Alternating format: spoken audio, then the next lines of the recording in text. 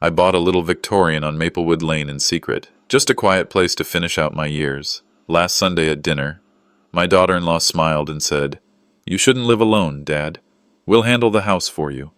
The next day, I unlocked my new place and found her parents inside, pointing at walls, calling it our palace. It stung, being treated like I was already gone. I kept my face calm, but I'd been ready for this. The deed sits in a trust. Cameras are rolling, my lawyer's waiting. When she slid forged papers across my table, I didn't argue. I simply said, "Let's see what a judge thinks." Want to hear how my grandson's one honest sentence ended it all? Stay with me to the end, and tell me in the comments what city you're watching from. The morning the keys warmed my palm. The mountains were the color of worn denim. Asheville does that in early autumn, softens everything with a blue haze, so even a man with more yesterdays than tomorrows can imagine a fresh start. I stood at the gate of a Victorian I'd kept secret from everyone, including my son. Widowhood leaves a person with too much silence. Sometimes the only way to tame it is to build a place where it sounds like choice. The porch boards creaked as if greeting an old friend. Stained glass winked above the door, a scatter of amber and green like a forest at sunset. Inside, floors of heart pine remembered footsteps.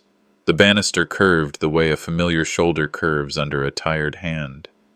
No orchestra of realtors, no clipboards, no polite voices deciding what was best for me.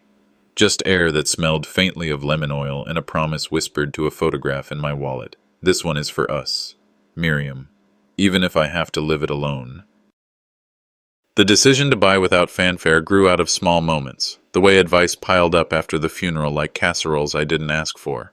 People mean well until meaning well starts sounding like they're naming your price. I set up a simple trust with my attorney, kept signatures tidy, phone calls short, and my mouth shut. A man can still keep his edges in a world that wants to round him off. In the kitchen, light poured across marble like milk. The stove looked capable of Sunday gravy and late-night tea, and the windows framed hemlocks that kept their own counsel. I pictured a table long enough for birthdays, the clatter of plates, a grandchild's laugh ricocheting down the hallway. Not a palace, a refuge, a place where dignity hangs its hat next to the front door and nobody mistakes it for decoration. I didn't plan to hide it forever. Secrets, like basements, are for storage, not for living. But I wanted the bones set right first. Tradesmen who treated wood like scripture, garden beds tucked beneath the wraparound, a study with a reading chair sturdy enough to outlast another winter. I wanted to arrive with a gift that was mine to give, not a negotiation I'd lose by 1,000 cuts. That afternoon my son, Darren, called to check in, his voice quick, cheerful in a practiced way. We made gentle talk about the Panthers and the price of gas. "You eating, Dad?" he asked, like a nurse at a bedside. I told him I still knew my way around a skillet. He laughed. "Maybe we'll come by this weekend." He didn't say who "we" included. He didn't have to.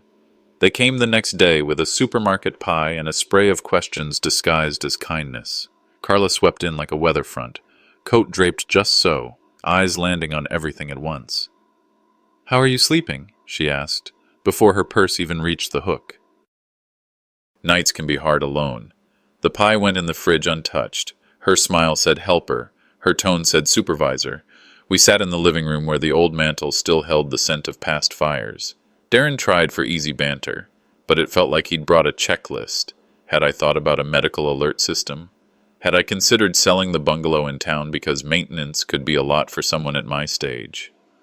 Carla nodded through each point, the way a conductor nods when the strings obey her tempo. "I just hate the idea of you rattling around by yourself," she said, tugging a throw pillow into alignment. "We're family. Decisions should feel shared." Shared is a polite word when someone else picks up the pen. The conversation floated on for a while, all cushion and no chair. When the kettle hissed, I was grateful for the excuse to stand. In the kitchen, steam fogged the window and cleared a spot in my head. I carried tea back in, and we drank it the way you drink medicine, quick, because the taste isn't the point. There's a thing that happens when the air changes. It's not a sound, It's an alignment. The way flags on a street all happen to lift in the same breath of wind. Carla's questions stopped being about loneliness and started being about logistics. You know, consolidating assets can simplify life, she said lightly, as if she were recommending a new dish detergent. One address, one set of bills, fewer headaches. Darren studied his mug. He's a good man who prefers the shallow end when the deep water looks cold. Carla's just looking out for everyone, he offered. It sounded like something he'd practiced in the mirror, a line intended to soften a blow that hadn't landed yet. I appreciate concern, I said. What I don't appreciate is being managed. Her smile didn't flinch. No one's managing you, Jerome. We love you. We just want what's best. What's best. Those words cut more quietly than a blade. People deploy them like parachutes and forget you didn't sign up to jump. When they finally left, the house seemed to exhale. Dusk gathered in the corners, the kind that makes the first light switch feel ceremonial. I walked the rooms with the slow satisfaction of a man straightening his tie. The study would need curtains. The front bedroom deserved a quilt with some history. On the way back to the kitchen, a frame on the hall table caught the last of the light. Miriam under a dogwood tree, her laugh visible even in stillness. A secret aches less when it shares a roof with a memory. 2 days later, they stopped by again. No pie this time. Carla's shoes clicked across the floor like punctuation. We were in the neighborhood, she said, which is a thing people say when they aren't. I brewed coffee and talked about weather because weather offends no one. She wandered the hallway like a realtor, fingertips skimming paint. It's a shame this place is so much for one person, she murmured. Not to me, exactly, to the walls, to herself, to the future. Back in the living room, conversation looped, my schedule, their schedule, the rhythms of an imagined cluster of lives under one roof.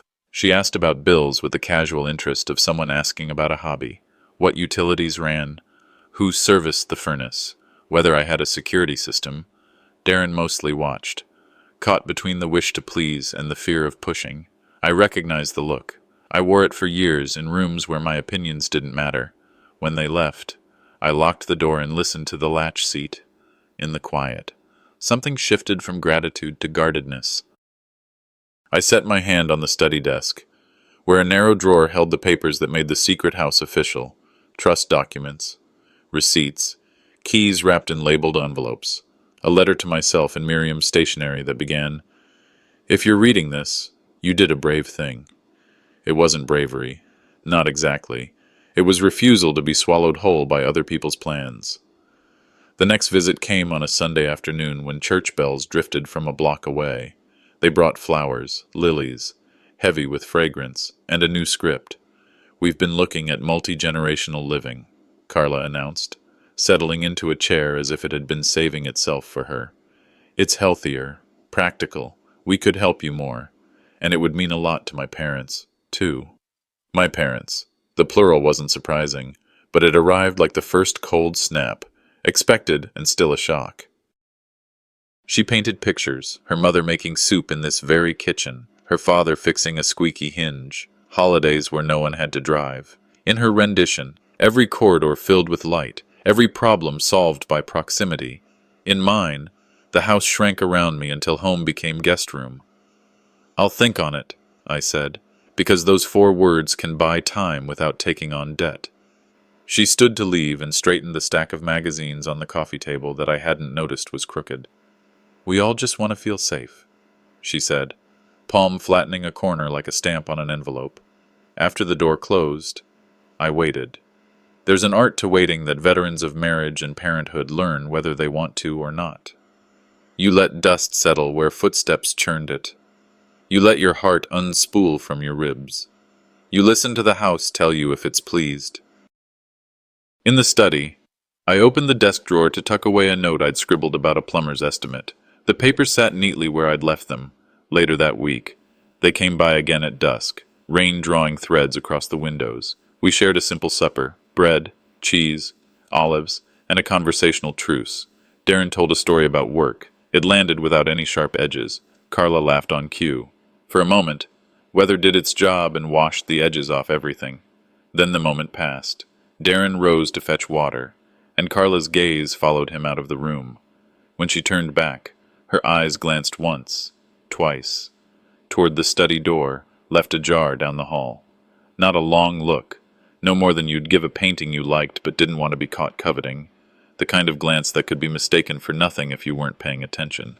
Her smile returned to me a beat late. "You should let me bring in a decorator," she said softly, as if offering to straighten a collar. "Make things flow better. You'd be amazed what a few changes can do." She stood, smoothing her blouse, and walked toward the hall. "Bathroom?" she asked. Casual. I nodded. Her steps carried past the bathroom door, 3, 4 boards too far, before stopping.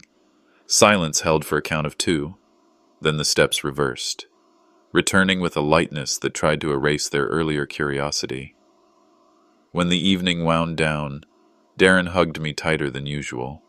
Carla's goodbye was warm, almost tender. After the door closed, the quiet didn't return right away. It hovered, undecided. I walked to the study and stood in the doorway, listening to the memory of footsteps and to the place in a man's chest that knows when something he owns has caught another person's scent. From the entryway mirror, a face looked back older than last month and steadier than last year. Some silences are a retreat, others are a draw of breath before speaking. This one felt like the second kind. On the desk, the drawer sat flush, unchanged, and yet a sliver of unease slid under the sill of the moment the way cool air seeps through old windows. Carla's last glance hadn't been about decor, it had been about doors. Dinner with Darren and Carla was supposed to be simple, nothing more than a quiet evening at my table, with a roast and a bottle of red wine I'd been saving.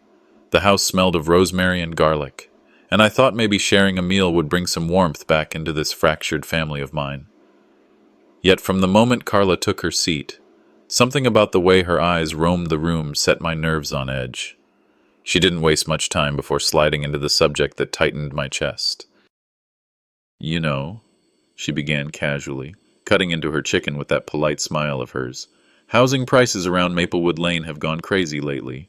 Big old houses out there, perfect for family gatherings, don't you think?" The name of that street landed heavier than the fork in my hand. Maplewood Lane, the very place where I had tucked away my secret. My pulse quickened, though I forced my lips into a thin smile and said nothing. Across the table. Darren stared at his plate, tracing circles in the mashed potatoes with his fork. He couldn't even look me in the eye. Carla went on, her tone laced with false innocence. "Imagine hosting everyone in a place like that. Kids running around, Sunday dinners, family traditions carried on in a real home. It'd be such a shame if those houses went to waste." The food lost its flavor in my mouth. I chewed slowly, studying her face, wondering how much she truly knew. Darren remained silent, only nodding faintly when she spoke. His silence cut deeper than her probing. I decided then not to react. Better to let her think she had me cornered than to reveal just how tightly I guarded my secret. Later, after dessert plates were pushed aside, Carla shifted gears. She leaned forward with that practiced curiosity that never sat right with me. "Jerome," she asked lightly, "have you ever thought about trusts? You know, protecting assets? Or maybe renovating? Some of those Victorian homes could use a touch-up, especially if you wanted to, I don't know, make them more livable." Each word felt like a fishing line tossed into dark water, waiting for me to bite. Darren tried to interject with awkward small talk about football, but his voice cracked, thin and unconvincing. Carla ignored him, her eyes never leaving me. I kept my tone even. Trusts and renovations are complicated matters. Not really dinner conversation. I sipped my wine slowly, hiding the churn in my gut. Carla leaned back with a satisfied smirk, as if even my deflection gave her more than I intended. When they retired to the kitchen to clean up, I lingered in the hallway. Their voices were low, but not low enough. "You need to push harder," Carla whispered, sharp edges in her tone. "He's hiding something." Darren, I can feel it. I don't want to upset him, Darren muttered. He's been through enough. Enough? Carla hissed. We have to think about our future. If you don't ask, I will. The clink of dishes punctuated the silence that followed. Darren never denied knowing. He only sighed. Defeated. The sound of a man too weak to stand against his wife. The realization settled in my chest like a cold stone. Darren knew about the house. Maybe not every detail, but enough. And instead of protecting me, he had chosen silence. That night, long after they left, I sat alone in my study. The house was quiet except for the faint creak of the old floorboards. Carla's words echoed in my head. Her tone, her smirk, the way Darren shrank under her gaze. Trust, once fragile, now fractured beyond repair. On my desk sat the keys to Maplewood Lane, their metal edges glinting under the lamplight. I picked them up, feeling the weight in my palm. Tomorrow, I told myself. Tomorrow I would drive there unannounced and see if my suspicions were true. Gripping the keys tight, I whispered into the silence. Tomorrow I'll know the truth.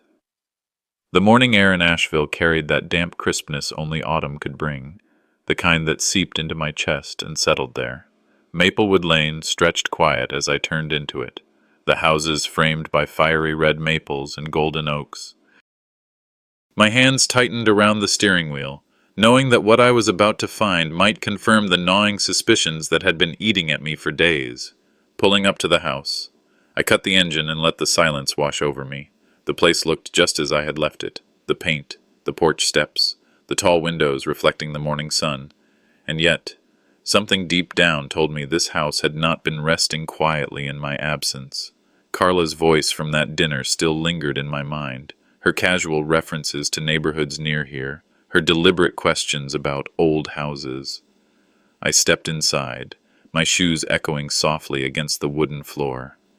The air felt different, lighter, scented faintly with a floral perfume I didn't recognize. My late wife never wore anything like that, and no one else had a reason to be here. A chill swept across my back as I moved through the living room. One chair in the corner caught my eye, slightly angled toward the window. I never left it that way. My habits had always been neat, even rigid. Something about my upbringing and my years working hard to build a future. I crouched down and touched the rug beneath it, noticing faint indentations where the legs had once been. The chair had been moved recently, perhaps even within the last day. Moving toward the back of the house, I found a window latch undone. I remembered locking it firmly, because I had checked every closure before leaving last time. My throat went dry. This wasn't forgetfulness. This was intrusion. Stepping outside to steady myself, my eyes landed on something glinting faintly in the grass near the porch. I bent down and picked it up. A key, not mine, but a fresh copy with jagged edges. Someone had dropped it in a hurry. My stomach sank, the weight of betrayal pressing harder with every second. Carla had crossed a line. Not only did she know about the house, she had made herself at home here. The thought burned in my chest as I pocketed the key and walked slowly back to my car. Later that afternoon, as I tried to ground myself in routine, the sound of a car door slamming startled me. Looking out the window, I saw them, Carla's parents, Roland and Lorraine. They carried themselves like they owned the world, strolling casually up my driveway as if arriving at a social call. Carla trailed behind them, smiling in that rehearsed way, and waved with an ease that made my jaw clench. "We were just passing by," Roland said smoothly when I opened the door, his deep voice tinged with authority. Lorraine's eyes swept over the living room, lingering on the furniture as if she were already rearranging it in her mind. Carla introduced them lightly, but I saw through the act. Their gazes carried an ownership that sickened me. They weren't curious visitors, they were surveyors, measuring a prize they assumed would soon belong to them. I forced a polite smile and offered no invitation further inside, though Carla ushered them as if it were already her decision. The visit lasted only minutes, but every one of them left a bitter taste. Their approving nods at the size of the rooms, the way Lorraine remarked about How perfect this would be for family gatherings. All of it cut into me. Outsiders were being woven into my life, into my home, through the will of my own daughter-in-law. That night, alone in my study, the house felt heavier than usual. Memories of long hours at work, of dollars carefully saved over decades, of sacrifices my wife and I made, all of it surfaced in waves. We had planned for peace in our later years, a haven where dignity would remain intact. And now, in my twilight, others treated those sacrifices like a stepping stone for their own ambitions.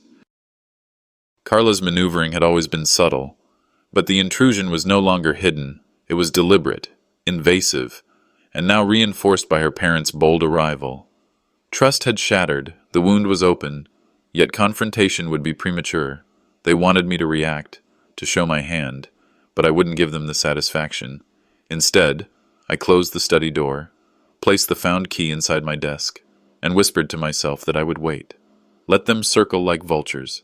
Sooner or later, they would reveal themselves fully, and when they did, I'd be ready. Before heading to bed, I checked each lock, each window, sealing the house as tightly as I could. But deep down, I knew it wasn't enough. Another key was out there. Darren showed up at my door just as the light of late afternoon slipped across the porch. He carried a leather folder tucked under his arm, the kind lawyers use, though my son never had much to do with law beyond paying parking tickets. His smile was tight, nervous.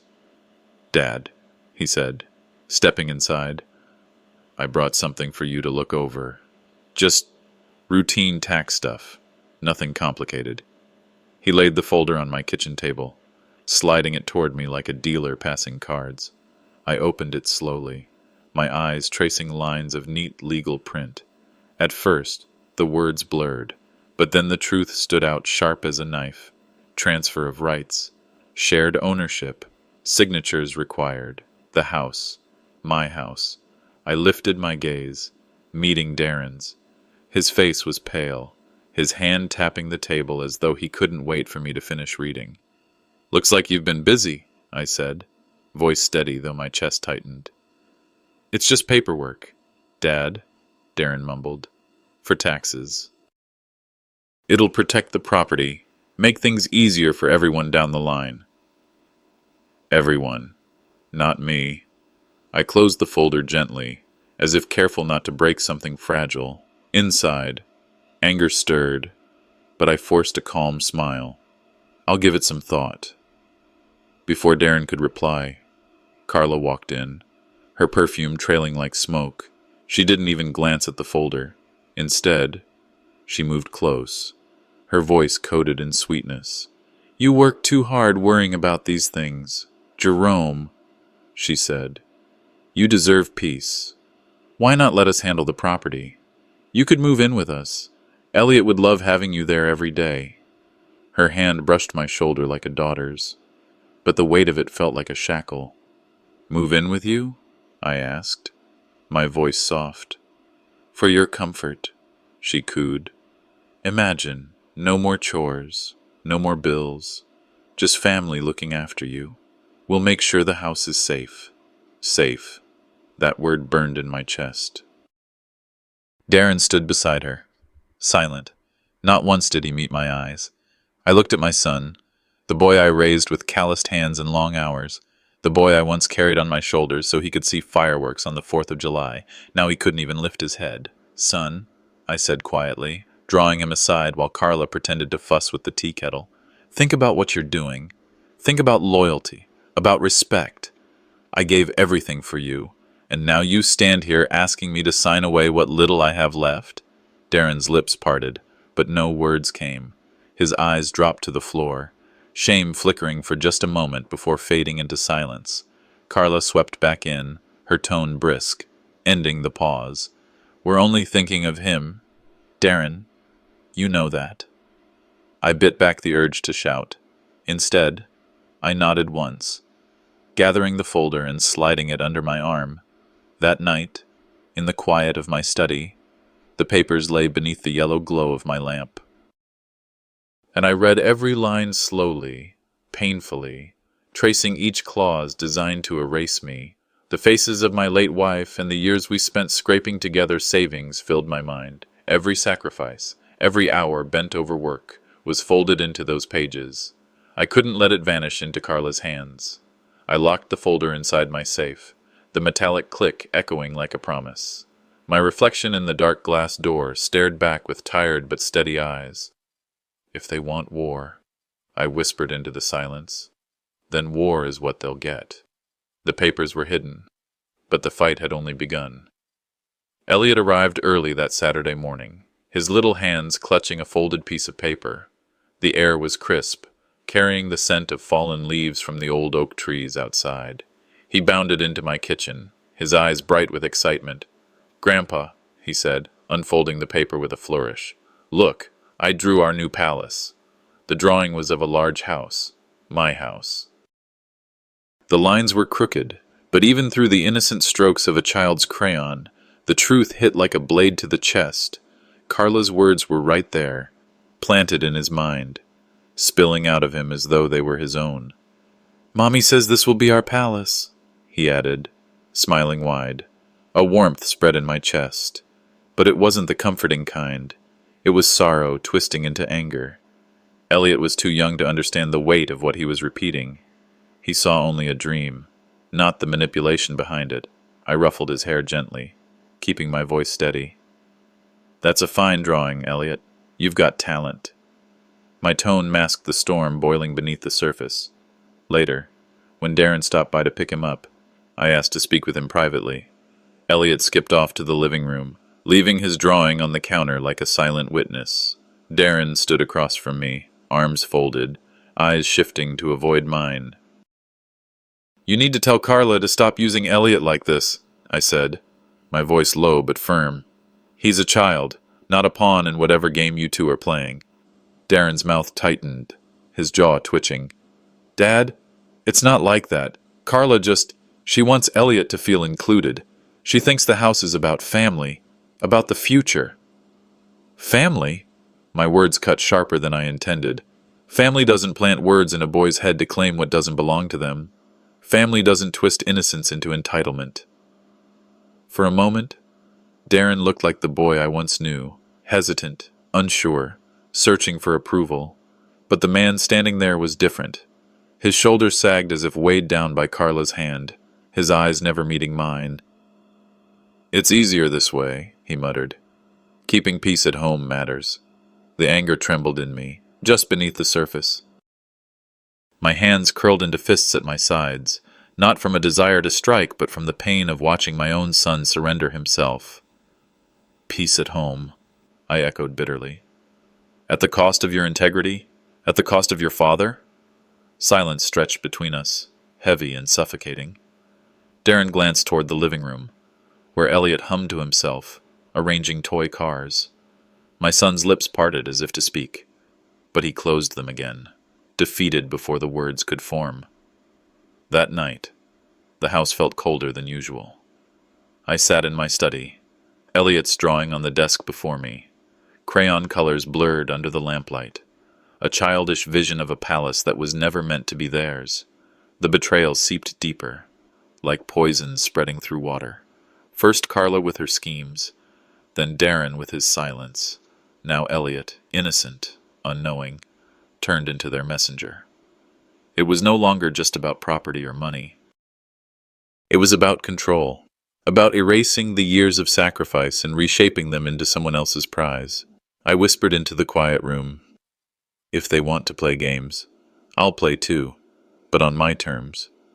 My mind drifted to Marvin, the lawyer I had trusted for decades. If anyone could help me draw the line, it was him. I slipped Elliot's drawing into my desk drawer, tucking it away like evidence. The crayon lines were harmless now, but in time they might speak louder than any words. This wasn't just a family squabble anymore, it was a battle unfolding in plain sight, and I had to prepare. The morning began with a dull gray sky pressing against the windows of my study. On the desk lay Elliot's drawing, the little house colored bright yellow, a shaky crown perched on its roof with the words, "Our Palace," written in uneven crayon. The sight of it made something ache deep inside. A child's innocence had been bent into a weapon. And that was a wound no father, no grandfather, should ever have to carry. The telephone sat quiet for a moment before I finally reached for it. My hand hovered over the receiver, but hesitation gave way to resolve. Marvin needed to hear everything. My voice, when he picked up, was steady enough. "It's time," I told him. "We need to meet today." He didn't ask for details. Marvin never did. He simply said, "Come by my office. Bring your patients with you." The drive across Asheville was cloaked in the crisp air of early fall. Maplewood Lane had already begun to shed its leaves, and the sight reminded me how time strips away everything if you don't hold on tight. By the time I reached Marvin's brick office building downtown, I had tucked every raw feeling back beneath a mask of calm. Inside, Marvin motioned for me to sit, his brow furrowed as if he already knew. I laid out the story, careful, precise. Carla's questions, Darren's silence, Elliot's drawing. Marvin listened without interrupting, tapping his pen against a yellow legal pad. When I finished, he opened a drawer and slid a file toward me. "Jerome," he said, voice low, "I checked into some things after you first hinted at trouble. I'm glad I did. Your daughter-in-law has been busy." He flipped the file open, revealing copies of city records. My name was still there on the deed, but beside it, scrawled notes suggested a request for amendment. Carla's name had been floated through a contact at City Hall, as though she were already maneuvering to slip herself into ownership. The papers blurred for a moment before my eyes steadied, my stomach tightened, but I forced my hands to stay still on the table. Marvin leaned forward. "She's clever, but reckless. This kind of paper trail could burn her if we let her keep digging. My advice: don't confront her yet. Let her believe she's ahead. We'll gather evidence, and when the time comes, we'll shut the door for good." The old instinct screamed to go home. Throw their scheming in their faces. Demand answers. But years of survival taught better. Anger was fire.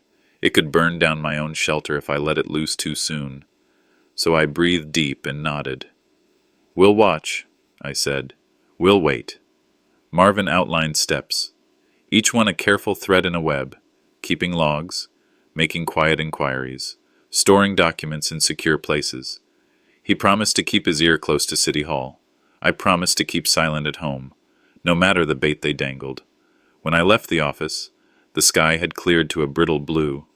The anger was still there, simmering beneath the ribs, but something colder had begun to form above it. Calculation. On the drive home, I rehearsed lines in my head, smiles to offer Carla, patience to extend Darren. Let them think I was growing weary, softening, ready to surrender. Let them believe silence meant defeat. By the time I pulled into the driveway, a strange calm had taken root. If she wanted a palace, perhaps I'd let her believe she was laying the first stone. That way, when the foundation cracked, it would be by her own hand. In the study, I opened the bottom drawer of my desk and set Marvin's file inside, clicking the lock shut. My reflection in the glass of the framed photograph above, my late wife smiling on a summer day, looked back at me with a thin, hard smile of its own. "If she wants a palace," I murmured, "I'll let her think she's building it." The smile lingered as I turned the key, slipping it into my pocket.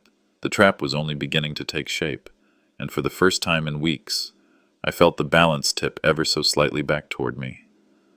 The phone rang just after lunch. Carla's voice dripped with syrupy sweetness as she said, "Jerome, we'd love for you to come over tonight. A special family dinner. Just us." Her insistence made my stomach tighten. I could almost hear the stage being set in the background. Still, refusing would hand her too much. Silence, I'd learned, revealed more than protest, so I agreed, knowing full well I'd be walking into a play where I was the unwilling star. By dusk, I pulled into their driveway. The glow of their porch light felt too bright, too rehearsed. Inside, the dining table was set with candles and polished silverware. Darren offered a stiff smile, and Elliot waved from his chair. But it wasn't just them. Roland and Lorraine, Carla's parents, sat comfortably as though they owned the place. My chest tightened. A family dinner had turned into a tribunal. I slid into my seat, forcing my breathing to remain steady. They chatted about the food, the weather, even Elliot's school drawings, but beneath the small talk, the air crackled with unspoken intent. Carla cleared her throat, her smile too polished. "We've been thinking about the future," she began, casting a quick look at Darren. "Your future? Dad, our future. Everyone's future." I let the words wash over me, nodding politely, though inside every nerve sharpened. This was no dinner. It was an ambush wrapped in tablecloths and candlelight. Darren finally spoke, his voice hesitant but rehearsed. "Dad, you've always said family comes first. Well, if you love us, if you love Elliot, you'll sign. Think of it as securing a future for all of us." The words sliced deeper than any knife. Love, twisted into a bargaining chip. My son, my boy, who I'd raised, clothed, and sacrificed for, now measured my love in deeds that would strip me of my home. My hand clenched under the table, nails digging into my palm. Carla leaned closer, sliding a folder of papers across the table. Her tone was velvet, but the steel beneath it gleamed. "We'll take care of everything. Jerome, you deserve to rest. Just let us handle the property. You can live with us. Be part of our palace. No more worries." I didn't reach for the folder. I let my eyes drift to Elliot, who looked at me with innocent confusion, unaware he was the pawn in this cruel theater. My chest ached, but outwardly I remained calm, silent. My silence unsettled them more than shouting ever could. Inside, my mind raced. Images of my late wife, her gentle voice urging dignity, her belief in standing firm, flickered through me. Every year of labor, every late night, every sacrifice, it all sat at this table, uninvited, staring back through their entitled eyes. Roland and Lorraine nodded approvingly, sipping wine as though already celebrating. Darren looked down, shame barely flickering across his face. Carla, confident and smug, pressed the papers closer to me. The silence thickened. I placed my hand gently on the papers, not moving them, not signing, just resting my palm on top. Then I lifted my eyes and met Carla's smile with a stare as steady as stone. The room grew quiet, tension pulsing like a drumbeat. They thought they had me cornered, but they didn't realize that every step closer to greed was another knot tightening around their own necks. That night, as I left their house, I knew silence had served me well. It had exposed their hunger, their willingness to dress betrayal in lace and candlelight. And now, it was time to shift. Proof was what I needed, not words. Saturday light slanted through bare oaks as the road curved toward Maplewood Lane. The house waited like a quiet witness. After the dinner ambush, after the soft threats wrapped in linen and candlelight, the plan had changed tones. Cameras were already tucked into the crown molding and beneath the staircase, humming their little truths. Today wasn't for silence. Today was for seeing. Halfway up the block, unfamiliar cars pinched the curb, an SUV with a sun-faded child sticker, a sedan I'd seen outside Roland and Lorraine's condo. The knot in my chest cinched tight, not with panic, but with a colder thing that steadied the hands. I parked down the street, cut the engine, and listened to the ticking metal cool. Wind brushed dry leaves against the gutter like whispered warnings. The front walk held footprints in the thin film of pollen. The key turned easily. I'd never changed the lock after installing the small camera inside the transom. The old Victorian breathed out its familiar lavender clean scent, except beneath it, something brighter, showier. The perfume Lorraine liked to mist on every room she entered, as if scent could claim territory. Voices rose from the parlor. I stopped short of the doorway. Carla's tone, clipped and managerial. "Knock down this wall for an open concept. Keep the original trim. It photographs well." Roland, chest deep, said, "And this room? Great for a trophy case." Lorraine fluttered, "A piano by the window, and we'll host Christmas here." Elliot sat on the floor with toy cars, making soft engine sounds, oblivious to the empire being measured around him. Their coats lay slung over my antique chair as if the house had been theirs for years. I stood there a beat longer, letting the scene bruise, letting the cameras capture, then stepped across the threshold and said, evenly, "You're awfully comfortable in someone else's home." Carla turned, smile ready, only to have it snag on the look in my eyes. Roland straightened. Lorraine's fingers closed around her purse strap. Elliot glanced up and grinned, then went back to his little roadway. "This is for the family," Carla said, recovering. "Oh, we were just brainstorming. You'll love what we're envisioning." "It's still my house," I answered. "No theatrics, just the fact laid down like a plumb line." Roland scoffed. "You're making this harder than it has to be." Lorraine tilted her head. "We only want what's best for everyone. You shouldn't be rattling around alone. Think legacy." Legacy? The word tasted like tin. I built legacy with paychecks and skipped vacations. With a wife who held the other end of the rope, legacy doesn't start with trespass. Carla laughed lightly, the sound a shade too bright. "Trespass? We have a key. And I wonder how you got it." My gaze fell to her purse, then to the window latch I'd deliberately left fastened last week and now found unhooked. Keys can be copied. Laws can't. Footsteps sounded on the porch. Darren rushed in, breathless, eyes darting from me to the room staged like a showroom. "Dad, I thought we were going to talk first." "We are talking," I said. "At last." He swallowed. Carla thinks plenty." That came out sharper than intended. I gentled my tone. "Son, you walked past my no trespassing sign and a locked door to stand in a house you didn't buy." Carla's smile thinned. "Paperwork is just formality. We're a family. We make decisions together. We offered to relieve you of the burden." "Burden?" I repeated, almost to myself. That's a fancy word for theft when spoken over my floors. Color rose in Roland's neck. "Watch it." "No," I said. "You watch." I pointed to the staircase. Every tread was sanded by hand. The wainscoting was stripped and oiled. This roof took 2 summers of savings and a winter of tarps. If you want to talk about burden, try the kind that smells like sawdust and pharmacy liniment. Silence pooled. Elliot's little car bumped against my shoe.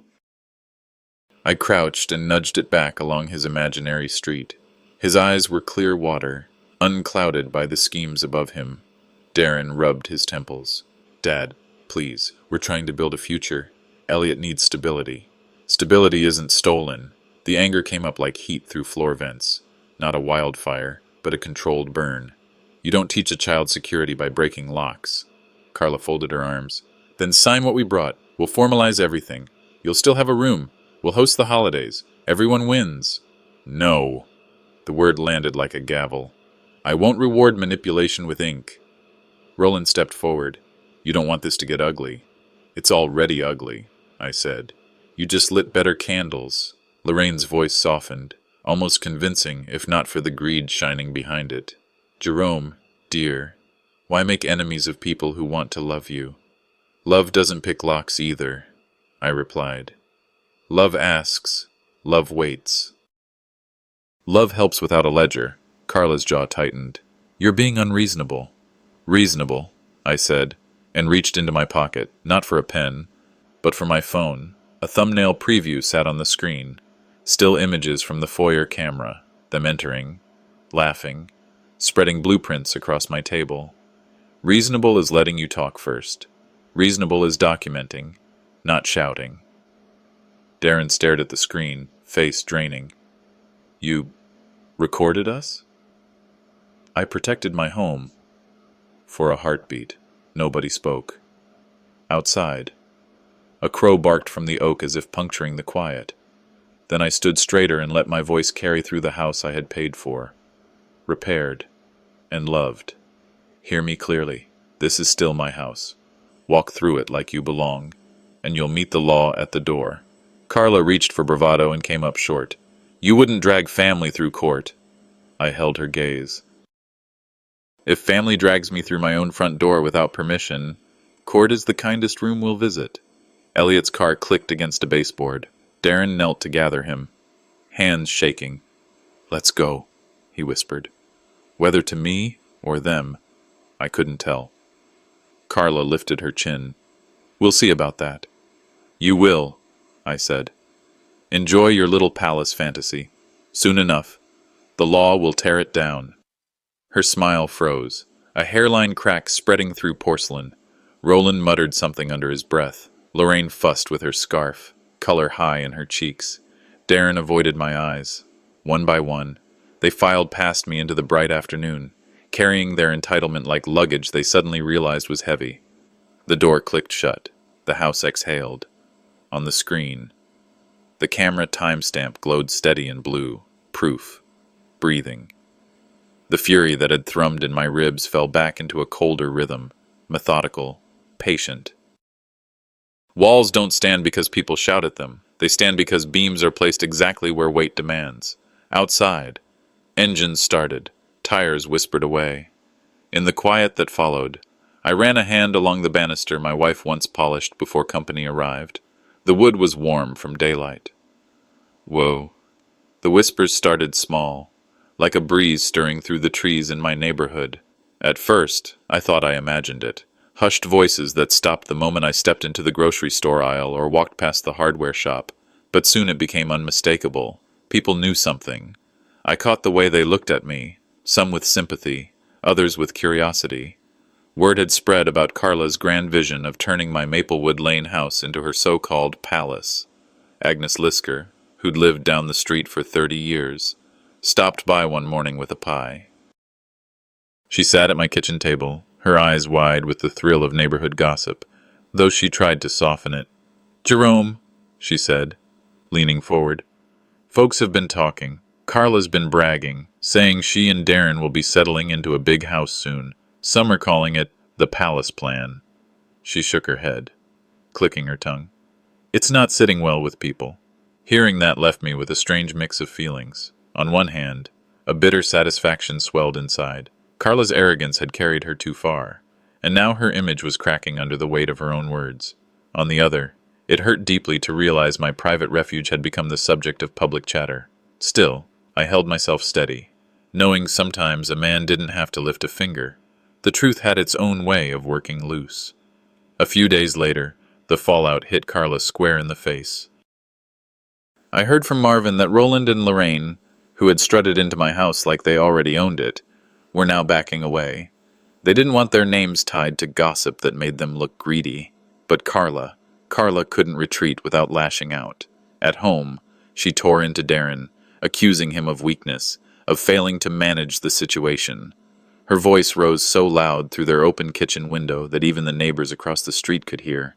I imagined the scene clearly. Darren shrinking in his chair, Carla pacing with her sharp words, Elliot hiding in his room. The empire she tried to build was starting to crumble, and instead of facing herself, she turned her fury on the one person too weak to fight back, my son. That night, I sat by the fire in my study. For years, I had fought battles head-on, working double shifts, enduring hardships without complaint. But this war with Carla was different. It wasn't about sweat or calloused hands. It was about patience, about letting her undo herself, watching from the shadows. I realized I didn't need to answer every insult or scheme. The more she clawed, the more everyone saw her for what she was. But Darren was still caught in the web. It was close to midnight when I heard a knock at my door. I shuffled to the front hall, cautious, and opened it to find Darren standing there. His shoulders slumped, his hair messy, his face pale as though he hadn't slept in days. Without a word, I let him in. He sank onto the couch, his hands trembling. "Dad," he muttered, staring at the floor. I can't keep this up." He confessed that Carla had been pushing him harder than ever, insisting the house was for the family's future. He admitted he'd gone along with it because he was afraid of conflict, afraid of disappointing her. She says if I love her, if I love Elliot, I have to make sure the house is ours. But I feel like I'm losing myself. Hearing him spill out his guilt twisted my insides. This was my son, The boy I once carried on my shoulders. The man I helped through college, and now he was torn apart between loyalty to me and fear of his wife. I leaned forward, my voice firm but low. Darren, your mother and I built everything we had by standing on respect, not greed. Do you remember how she treated everyone? Fair, kind, honest. That's the legacy she left you. Not this madness, not this palace fantasy. His eyes welled up, but he couldn't meet mine. He muttered something about keeping peace at home. I wanted to grab his shoulders, shake sense into him, but I held back. Instead, I let the silence hang heavy, forcing him to feel the weight of what he was becoming. Finally, he whispered, "Dad, there's something I never told you." His voice cracked. "Those papers Carla gave you, they weren't just some tax forms. There was another set. She planned to have them notarized without you. I shouldn't have let it get this far." The room went still. My heart thudded, each beat echoing like a hammer against steel. Darren's confession hit me harder than any insult or trick Carla had thrown. The betrayal wasn't just imagined. It was documented, calculated. I sat back slowly, my mind racing, my pulse loud in my ears. "Notarized without me?" The words tasted bitter. Darren nodded, his shoulders shaking. I didn't stop her. I didn't know how. For a long moment, I just stared at him. The flames in the fireplace flickering shadows across his face. All the sacrifices, all the trust, all the years. It came down to this. The air in my living room felt heavier than usual, thick enough that even breathing seemed like work. Darren sat slumped on the edge of the couch, his shoulders bent forward as if the weight of what he carried had finally broken him. His hands shook, clasped together so tightly that the knuckles looked bloodless. When he finally spoke, his voice was barely more than a whisper. "Dad, Carla forged your signature." The words sliced through me like a blade. For a long moment, I couldn't even blink. My mind replayed the phrase again and again, like it needed to be translated into something less cruel, something less final. But no matter how many times I heard it, the meaning stayed the same. Darren's eyes darted toward me and then down again, as if afraid of what he might see in my face. "She already filed it, weeks ago." A tightness coiled in my chest, pressing hard against my ribs. Betrayal had already worn many disguises in this house: sweet tones, false concern, silence. But this one was the ugliest of all. A forgery wasn't just deceit, it was theft dressed up as truth. I leaned back slowly in my chair, the leather creaking under me. My voice came out steadier than I felt. "You're telling me Carla put my name on papers I never touched?" He nodded once, almost violently, as if the act of agreeing burned him. The room went still, except for the faint hum of the refrigerator in the kitchen. My mind darted back to Marvin's warnings about Carla's contacts at City Hall. What had felt like paranoia suddenly stood before me. Breathing. Undeniable. "How long have you known?" I asked. Darren swallowed hard. "Since the night she had me drive her downtown. She said it was just filing some updates. I didn't ask questions. But when I saw your name on the copy later, I knew." My jaw clenched. The silence between us was a canyon, and every second stretched it wider. She told me if I said anything, she'd make sure Elliot thought I ruined everything. She used my own son against me. His voice cracked, and for the first time in years, I saw my grown child cry like he had as a boy. The sight should have softened me, but anger roared louder. Carla had played us both, me as the target, him as the pawn. I forced myself to speak calmly, though inside I was burning. "Darren, if this is true, then Carla has crossed from manipulation into crime. This isn't just family greed anymore. This could ruin everything I've built." He pressed his palms against his eyes. I didn't know what to do. I thought maybe it wouldn't matter. Maybe you'd just go along. Those words were the heaviest blow of all. My own son thought I might surrender just to keep peace. I leaned forward, my voice low, deliberate.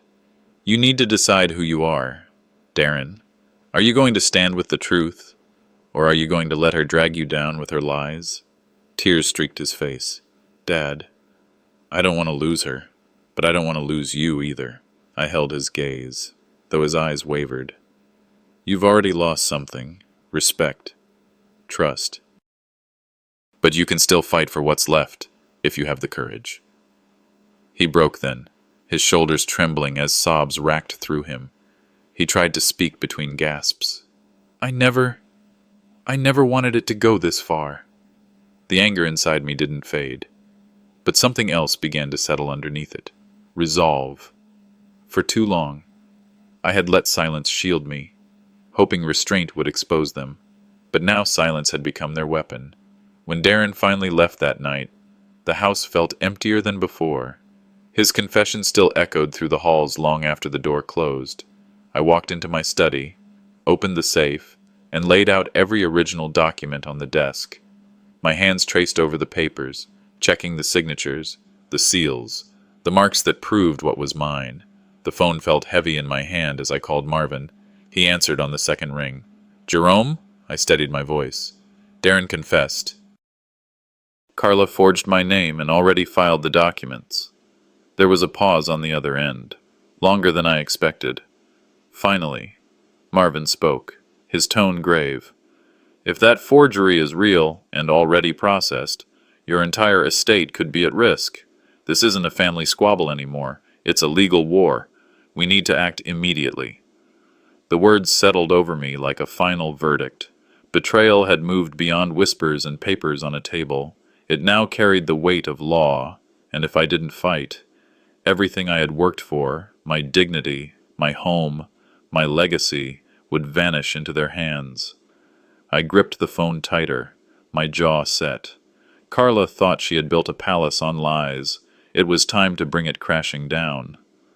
The blinds in Marvin's office let in streaks of mid-morning light, cutting sharp lines across his oak desk. He had always kept the place tidy, every file labeled, every corner uncluttered. Today, however, the papers in front of us carried a weight that scattered all sense of order. Marvin leaned forward, his reading glasses perched low on his nose. Jerome, I've gone through everything twice. Carla didn't just cross a line, she obliterated it. That signature, the date stamps, the filings. They're not just suspicious. They're forgery. Plain and simple. Legally. You could press charges. With Darren's testimony and what we've got on file, we'd bury her case. Vindication washed over me like cold water on a hot day. Shocking. Bracing. And a little numbing. I had been right all along. Yet that relief was chased by something heavier. If I pressed forward, Darren's marriage would crumble. Elliot would see his parents torn apart in ways no child should. I had lived long enough to know the courts could decide property lines, but they never healed the lines inside a family. Marvin's voice cut through my thoughts. It's strong, Jerome. She left enough of a trail to make this airtight. But once we file, it's not just your house on the stand, it's your family. I nodded slowly, folding the papers closed. The leather creaked under my grip. Justice was there, laid out neatly in black and white. But justice carried scars. Back home that evening, the house felt colder than usual. Darren sat slumped in the armchair across from my desk, his hands clenched together as though he could hold himself steady by sheer force. Dad, he said, barely above a whisper, if this comes out in court, Elliot, he won't understand. He'll just know his family blew apart. I paced the study, the floorboards creaking beneath each step. His words sliced deeper than he realized. My late wife had fought her whole life to keep this family together. To think of our grandson, her grandson, caught in the wreckage was almost unbearable. Do you think I wanted any of this? My voice was sharper than intended. Do you think I worked 40 years, saved every penny, buried my wife alone just so your boy could grow up watching his mother treat me like a prize to be claimed? Darren's shoulders shook. He raised his eyes, glassy and bloodshot. She threatened me, said if I didn't go along, she'd take Elliot and leave. I thought if I kept the peace, maybe it wouldn't go this far. But it did, and now you're the one paying for it. I stopped pacing, the words heavy in the air. For the first time, he wasn't just my son, he was a man broken by fear, guilt eating him alive. Silence can wound more than betrayal, I told him quietly. His face crumpled. He covered it with his hands and sobbed like a boy who had finally dropped the weight he'd carried too long. My anger softened, but it didn't disappear. She hadn't just manipulated property. She had bent my son's will, chipped at his backbone, used threats to cage him. The house was just the battlefield. Dignity, freedom, those were the war. Later that night, alone, I sat at my desk with a leather-bound journal. The pen hovered before the first word finally scratched onto the page. Justice does not erase scars. It reveals them. I stared at the sentence, knowing it to be true. No outcome would mend Darren's shame, nor erase Elliot's confusion, but to remain silent would let the wound fester, and a wound ignored is a wound that kills. The phone rang. Marvin's voice came steady, urgent. "It's time, Jerome. We've got everything lined up. Are you ready to file the suit?" I gripped the receiver, the words from my journal echoing in my mind. My heart steadied, not from peace, but from resolve. The time for silence had passed. "Marvin," I said slowly, "I'm ready." The courthouse in Asheville had never felt so heavy with silence. Even the wooden benches seemed to creak louder as people settled in, waiting for the case to be called. Marvin sat beside me, his briefcase full of evidence, his voice steady but low. "Stay calm, Jerome. The truth is strong enough." When Carla walked in, her chin was high, but her eyes darted nervously around the room. Darren trailed behind her, shoulders hunched, while Elliot clutched a toy car in his small hands. Too young to understand the weight pressing down on everyone, Roland and Lorraine arrived last, whispering to each other, their expressions already uneasy. When it began, Marvin presented the forged documents. He laid them out like bricks, one by one, the falsified transfer papers, the altered trust forms, even a witness statement from the clerk at City Hall. The room murmured. I spoke clearly when asked to testify, explaining my late wife's wishes, the years of savings, and why I had placed the property in a trust. Carla shook her head furiously, denying everything, but I could see the cracks forming. The judge studied me for a moment as I finished. My voice had not wavered. "This house," I said, "is the last piece of dignity I have to my name. I won't let deceit strip it away." Carla's lawyer scrambled, but her story grew thinner with each passing minute. And then, from the quietest corner of the room, came the voice no one expected. "Mommy said we're going to take Grandpa's house and money." Elliot's small voice carried across the courtroom like a bell. Every head turned. He looked down at his toy car, almost unaware of what he had just said. But the silence that followed was deafening. Darren's face drained of color. Carla's mask shattered. She spun toward her son, her voice sharp and panicked. "Elliot, hush!" The outburst only sealed her fate. Gasps rippled through the crowd. Even the judge leaned forward, eyes narrowing. A child's truth, raw and innocent, pierced through every carefully spun lie. Carla tried to laugh it off, but her voice cracked. "He's confused. He doesn't understand grown-up talk." But no one believed her anymore. She turned desperately toward her parents, seeking rescue. Roland cleared his throat, his face pale. Lorraine clutched her handbag, shaking her head. "We had nothing to do with this," she said loudly. Carla acted on her own. And just like that, they cut her loose. Carla stared at them, betrayed by the very people she thought would defend her. Roland avoided her gaze, muttering about protecting their own name. Lorraine dabbed at her eyes but never once looked her daughter in the face. It was over. The judge's ruling came swiftly. The forged documents were invalid. The trust and property remained in my name, safeguarded. Carla faced legal consequences for forgery and fraud. Her once sweet smile was gone, replaced by a tight, broken sneer. Darren wept openly in the hallway afterward. His words tumbled out in fragments. "Dad, I didn't know it would go this far. I thought it was just about security." Carla said. His voice broke. I placed a hand on his shoulder. "Trust isn't rebuilt overnight," I said quietly. "It's brick by brick. And right now, son, we're standing on ruins. but ruins can still become a foundation if you choose better. Elliot clung to his father's leg, wide-eyed and silent. I bent down and touched his small hand. He didn't understand all of it, but I hoped one day he would remember that his grandfather stood his ground, not with anger, but with truth. That evening, back in my study, I placed the court papers into the safe. On the desk sat my late wife's picture. Her smile, frozen in time, warmed me through the ache. I whispered to her. I kept the promise. I protected what we built. The house was safe. My dignity was safe. The bonds of family were scarred, but I knew I had drawn a line no one would cross again. I opened my journal one last time and wrote the words that had been pressing against my chest since the first lie was spoken. They tried to erase me, but I remain, stronger, wiser, and free.